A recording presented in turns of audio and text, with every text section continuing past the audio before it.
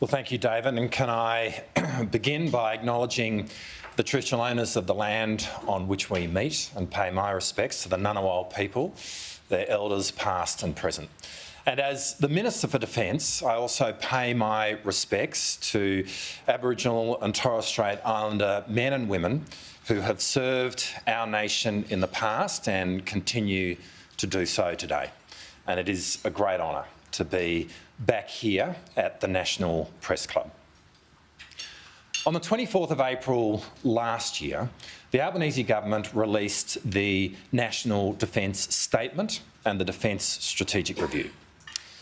Commissioned in the first 100 days of government, the Defence Strategic Review set out a stark assessment of Australia's strategic circumstances and a bold agenda for necessary defence reform.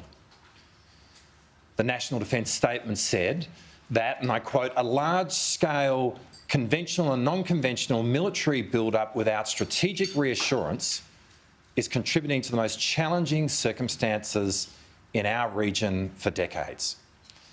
And the Defence Strategic Review observed, and I quote, "As a consequence, for the first time in 80 years, we must go back to fundamentals, to take a first principles approach as to how we manage and seek to avoid the highest level of strategic risk we now face as a nation, the prospect of major conflict in the region that directly threatens our national interest." The most complex strategic circumstances since the end of World War II has demanded the biggest reassessment of our strategic posture in 35 years. Foundational thinking about the fundamental task of the Australian Defence Force and what kind of an ADF we need to perform it. Over the last few decades, the ADF has been a balanced force, capable of undertaking a broad range of functions in a broad range of environments, be it participating in a multinational effort in Afghanistan led by others, through to leading regional missions ourselves in Timor-Leste or Solomon Islands.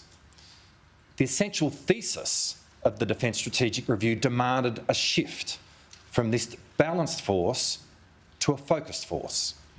There is now one job at hand: transforming our future capability such that Australia can resist coercion and maintain our way of life in a much less certain region and world. The ADF needs to be entirely focused on this. Now, of course, Australia is part of a larger world. The strategic landscape in the Indo-Pacific is intimately connected with the success of Ukraine in its efforts to resist Russian aggression. A threat to the freedom of navigation in the Red Sea is a threat to the freedom of navigation in the South China Sea. It is important that Australia plays its global part, and we are, and we will continue to do so. But equally, the call for focus means that we simply have to make the difficult decision to keep the vast bulk of our effort in our region. That is what the world would expect of us. It is what our ally, the United States, does expect of us. But far more significantly and importantly, it is where our national interest unambiguously lies.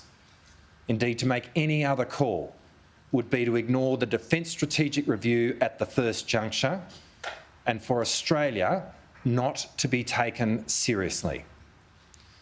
Our nation has a growing economic connection to the world. Trade is an increasing part of our national income.